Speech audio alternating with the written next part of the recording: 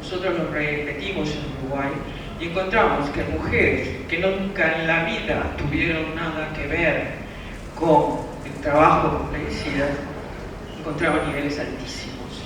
Ese trabajo es del año 87. Eso sirvió para impactar a nivel de las autoridades gubernamentales. Sin duda que los efectos que causan son agudos, crónicos y sobre todo hoy en día nos importan muchísimo los crónicos y los llamados efectos a largo plazo, que ahora vamos a ver. La clínica va a depender de muchísimos factores, no es el interés de este congreso. Aquí tenemos algunos de los datos de los tipos de tóxicos que hoy tenemos en nuestro servicio. En primer lugar, recordemos siempre, para los que conocen de la toxicología, la primera causa de intoxicación en Uruguay son los medicamentos, y creo que en Argentina también. En segundo lugar están los plaguicidas, de todo tipo. Antes teníamos un promedio de 23 a 24% de este gran grupo ocupado por plaguicidas. Hoy hemos descendido al 16%. Nos preguntamos mucho. Quizás es porque hemos enseñado y capacitado a todos los médicos del interior del país. Recuerden que mi país es muy chiquito, al lado de Argentina y Brasil somos una cosita chiquita. Tenemos la ventaja de ser el único departamento de toxicología del país y por lo tanto podemos reunir mucha información. Y también podemos llegar a todos los médicos de todas nuestras provincias, como llaman ustedes, y capacitarlos en el buen manejo en la etapa aguda. Y nos los derivan cuando sucede patología crónica. ¿Qué empezamos a detectar en los primeros años? Las dermopatías, enfermedades a la piel que eran catalogadas por los médicos de cualquier cosa, menos que tuviera que ver con plaguicidas, y por lo tanto no se les registraba el trabajo, no se les decía que se tenían que proteger, etcétera, etcétera. Dermopatías que a su vez, asociadas a la exposición al sol de los trabajadores rurales, llevan lentamente a la aparición de cánceres de piel. Las neuropatías periféricas por órganos fosforados para nosotros fue realmente un trabajo muy importante hecho en el servicio. Lo vamos a ver más adelante. Neuropatías es decir, alteraciones de los nervios periféricos que nos llevaban a ver pacientes en silla de ruedas por órganos fosforados, por 2,4-D. La hiperreactividad respiratoria, es decir, una hiperrespuesta de todo el árbol respiratorio, desde la nariz hasta el último alvéolo del pulmón, causada por la exposición a las diferentes formas de aplicación de plaguicida. Y una de las más importantes, la sensibilidad química múltiple, que la menciono, porque si bien el individuo pudo haberse sensibilizado en el uso de plaguicidas, luego tiene una respuesta clínica similar frente a la exposición a otros productos químicos, lo que incapacita muchas veces para una vida normal. Esta última enfermedad ha sido admitida al fin como enfermedad profesional. Les dije que el tema de la neuropatía por exposición a fosforados fue para nosotros un puntal muy importante. Logramos publicar ese trabajo en el extranjero. El trabajo fue del año 1989, se hizo alrededor del 87. Lograr juntar 13 pacientes que solamente estuvieran expuestos a un plaguicida fosforado fue muy importante. Pero esto fue por exposición crónica. No es la neuropatía aguda del intoxicado agudo.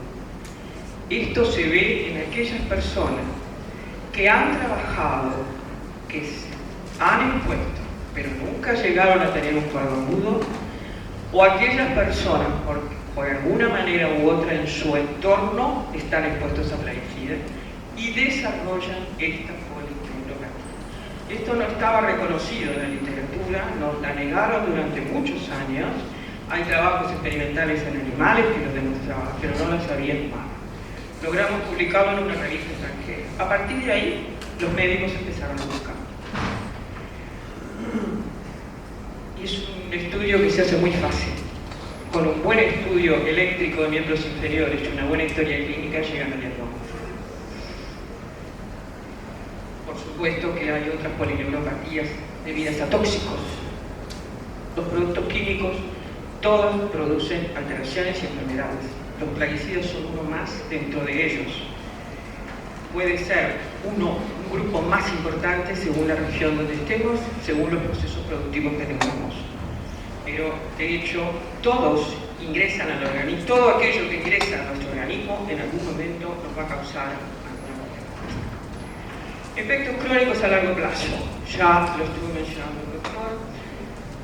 El tema de la carcinogénesis con plaguicidas es conocido ya hace mucho tiempo, no lo vamos a repetir, pero muchos de ellos no solo glifosato.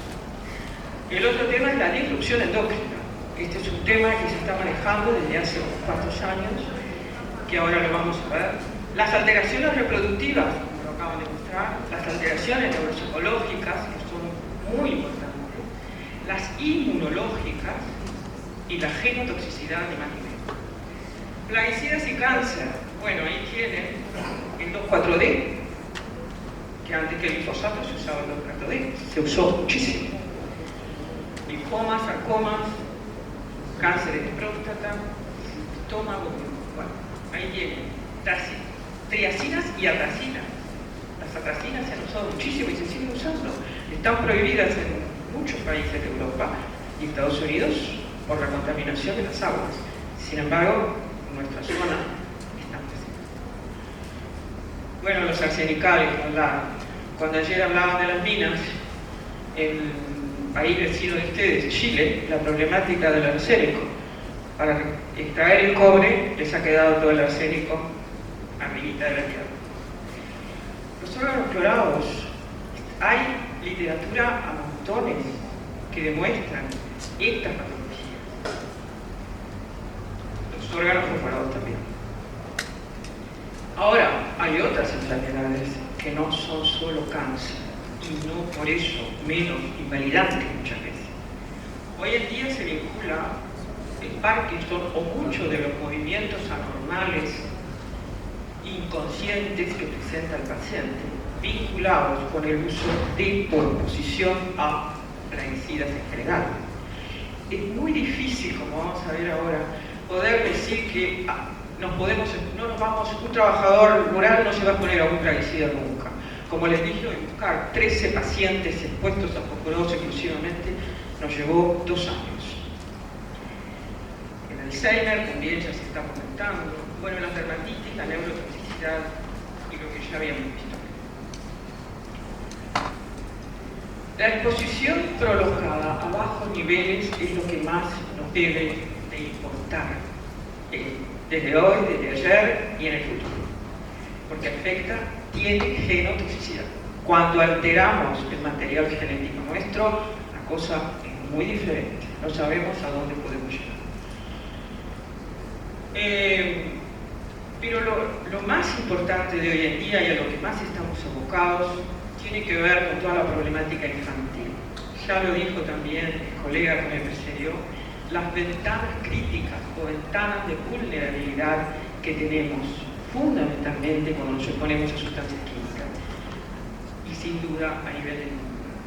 Cáncer en la infancia y plaguicida. No voy a repetir lo que ya está dicho.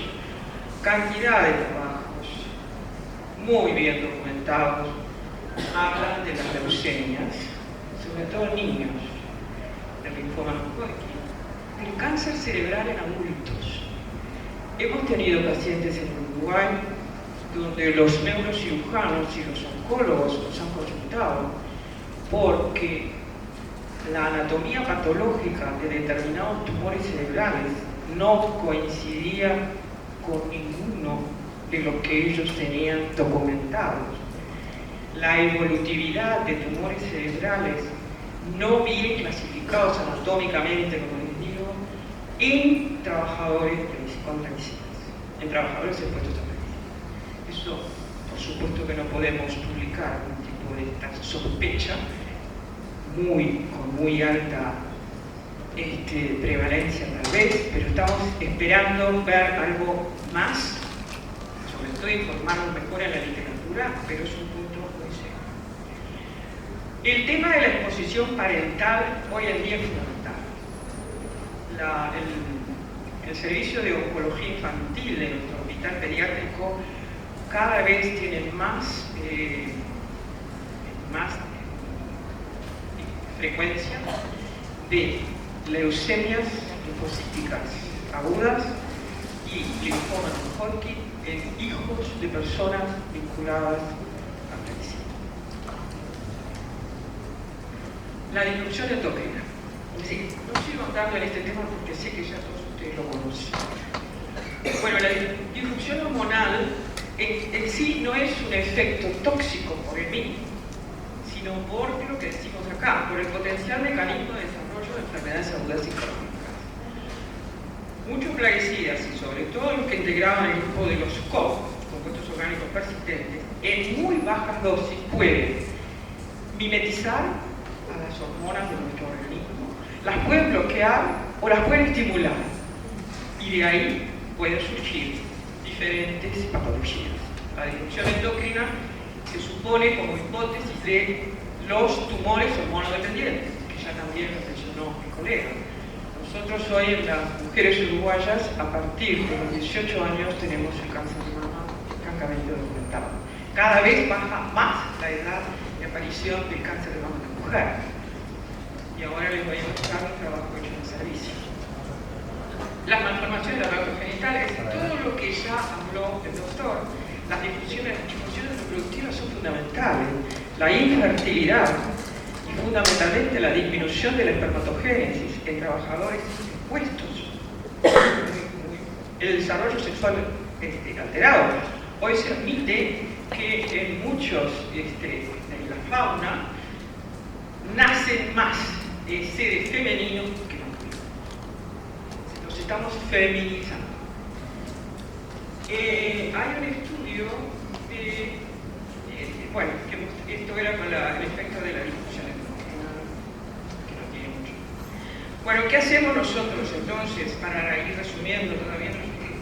Estoy ahí. Hacemos una cosa que nos ha, como yo les dije, nos ha permitido generar experiencia. El control de trabajadores expuestos a todas sustancias tóxicas que tengamos en el mercado, dentro de ellos en el y asesoramos, y esto viene ahora también, tiene que ver con lo que habló Claudio antes. Nosotros somos el organismo asesor del Ministerio de Ganadería, Agricultura y Pesca en la clasificación por toxicidad de los plaguicidas. Estas cosas ya están basadas. Circunstancias de exposición, esto no lo voy a hablar. Las circunstancias de exposición son múltiples, no es solo de trabajador. Los niños. Y los niños en general es en nuestra casuística la intoxicación accidental por plaguicidas en niños menores de 5 años es del 53%, fundamentalmente en el hogar rural, por todas estas imágenes que vemos acá. Tenemos anécdotas lamentables. Órganos fosforados guardados en jarabes para la tos en la heladera. Es una realidad. No, hoy el doctor también dijo, no nos cuidamos, y es verdad, no nos cuidamos. No reconocemos que los plaguicidas son venenos. El tema de los envases en Uruguay es un desastre, a pesar de que hay una ley de envases, hay un sistema de triple lavado, los lavarán, pero nunca se sabe cuánto le sacaron, nunca se sabe a dónde va esa agua de los triple lavados, más allá de que está reglamentada que se vuelva a usar en la aplicación. Aplicación aérea, hemos tenido los mismos problemas que ustedes. Exposición laboral, a eso quería llegar. Subregistro. Hay un subregistro desde el punto de vista médico.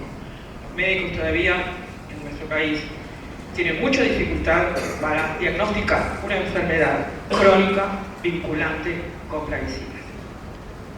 ¿Por qué? Porque además el individuo está expuesto a múltiples sustancias, es una exposición permanente, intermitente, variadas condiciones de trabajo.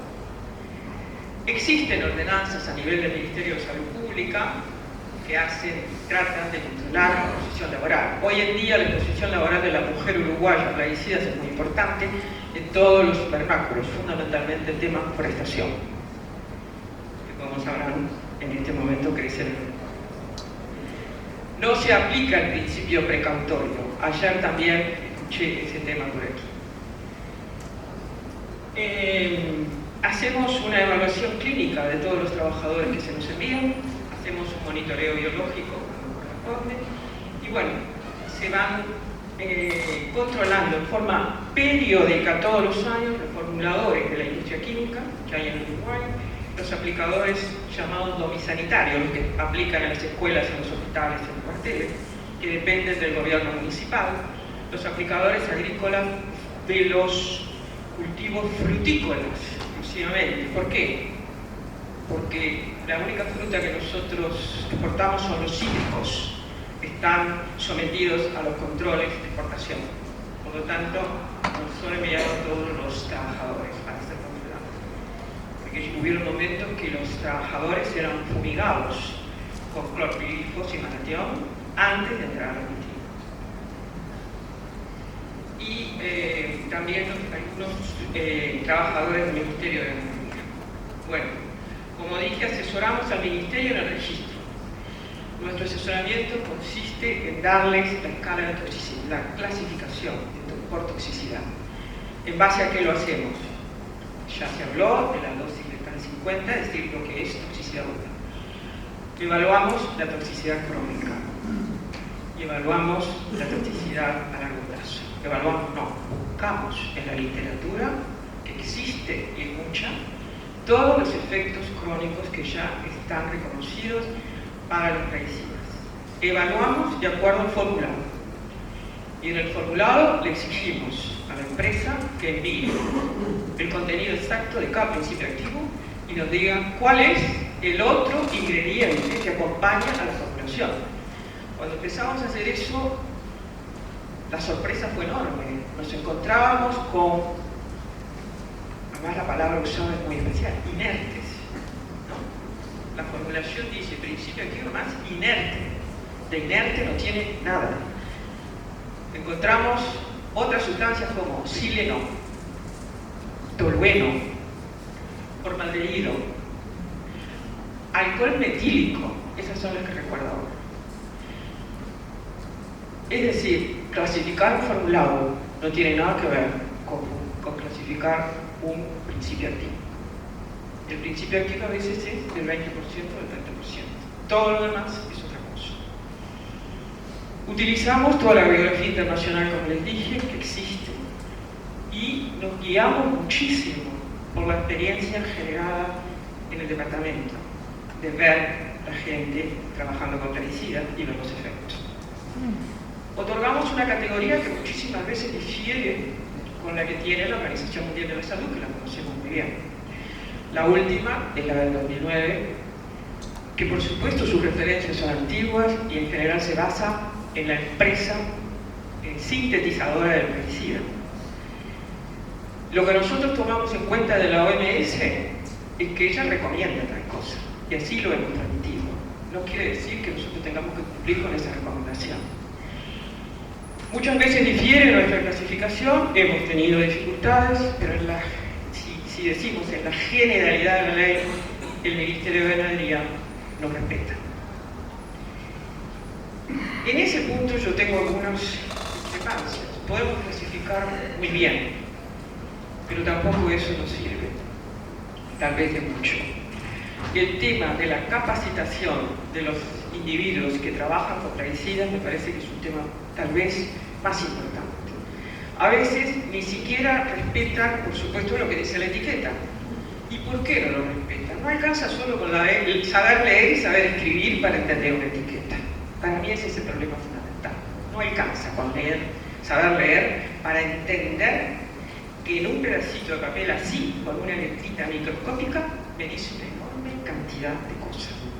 Y si todavía después va el técnico agrónomo y me deja una receta, como tenemos tantas encuestas colgaditas en un clavito en el galpón, que dice tanto de esto, tanto de aquello y tanto de lo otro, cuando el pobre individuo va a hacer la mezcla, se olvidó el equipo. Bien. Estos son los aportes al conocimiento que ha hecho el departamento. De acá, lo que más quiero destacar por el tema de los cánceres es... ¿dónde está? Me fui para otro lado.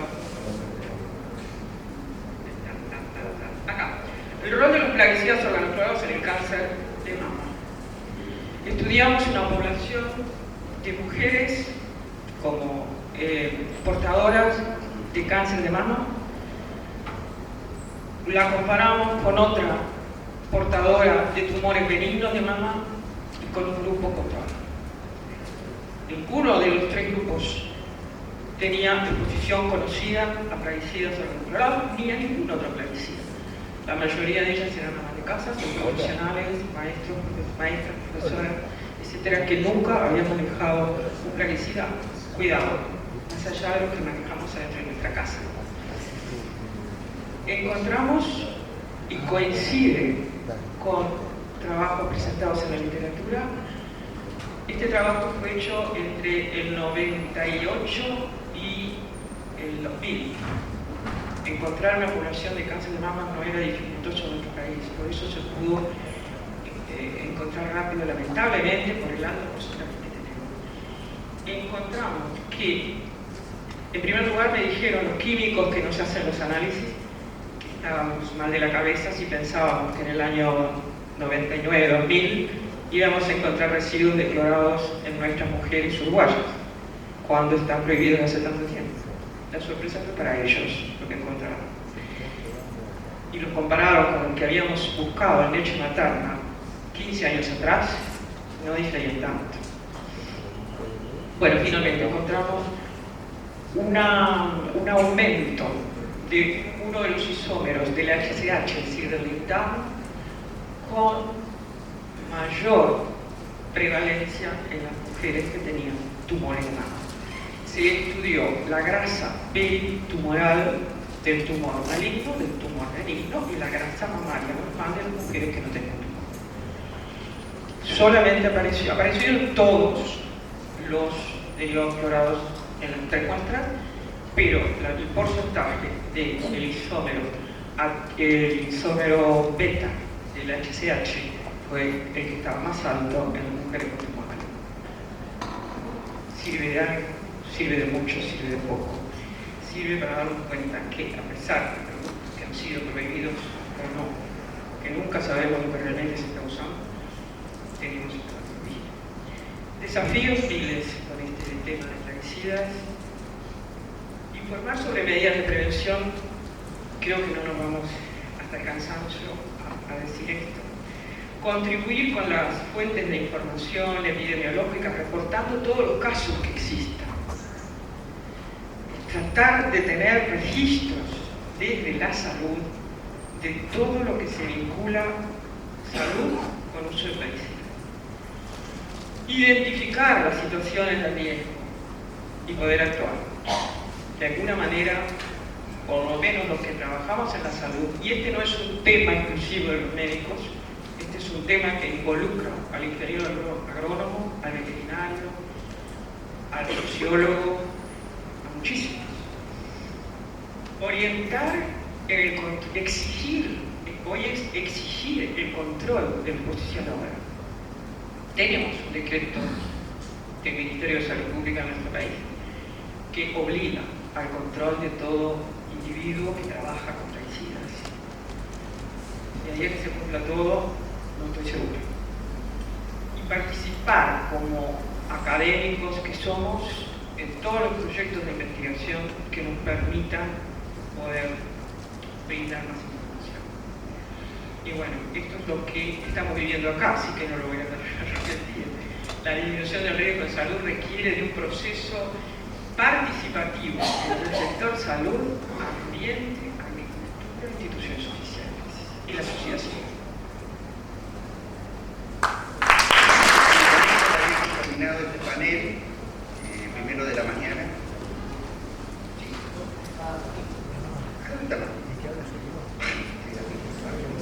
Bueno, buenos días. En primer lugar quiero agradecerle a los organizadores del Congreso por permitirnos estar acá, a Marianela, a Damián,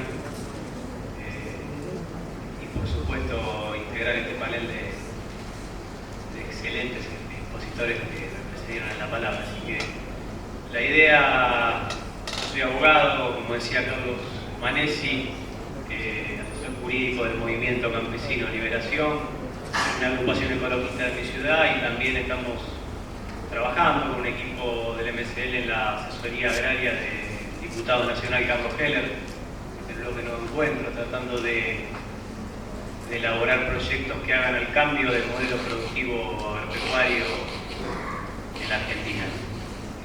Bueno, voy a tratar de sintetizar un poco la idea que vamos elaborando diariamente, que está en un borrador, que seguramente le faltan muchos aspectos, muchos análisis, pero que es la idea de hacer un cuadro de situación de lo que se vino hablando aquí desde el punto de vista científico y técnico, del agro argentino y las propuestas para superar ese modelo productivo que nosotros le hacemos serias críticas. Creemos que hay que superarlo, ¿no? Que hay que ir hacia un cambio del modelo. Para el análisis y aproximación a un diagnóstico nacional del agro argentino, nosotros usamos fundamentalmente datos estadísticos de los censos nacionales agropecuarios del 88 y 2002. El 2008 solo en parte porque fue realizado durante la batalla por la derogación de la resolución 125 y quedaron sin censar más de 25 millones de hectáreas en el país. Y bueno, amplia bibliografía en general, volviendo a repetir que es una idea en borrador que se relabora diariamente.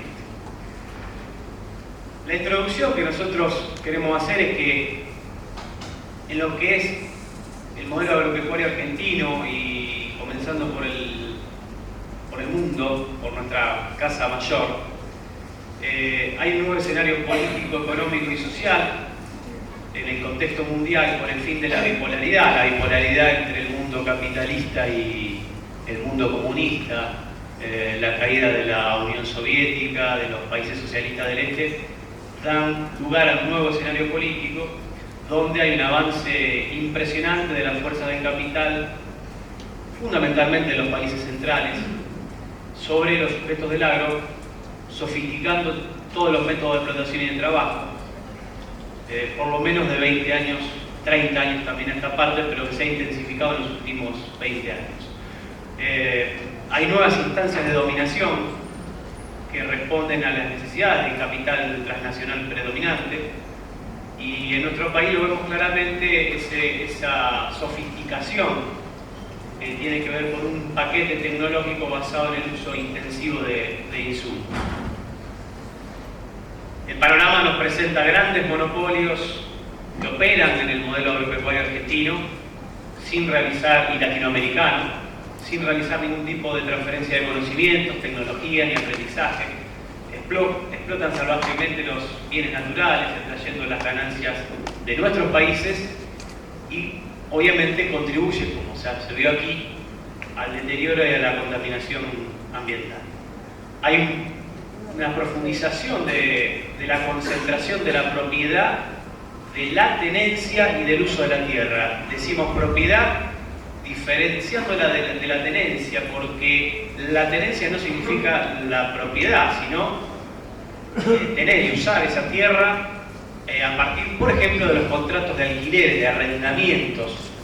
Hay una incidencia del capital financiero que, como aquí se dijo, se vuelca a la producción de commodities y alimentos y la timba en la bolsa de esta mercancía simplemente para el capital financiero. La concepción del mundo capitalista de base fuertemente productivista es lo que impera,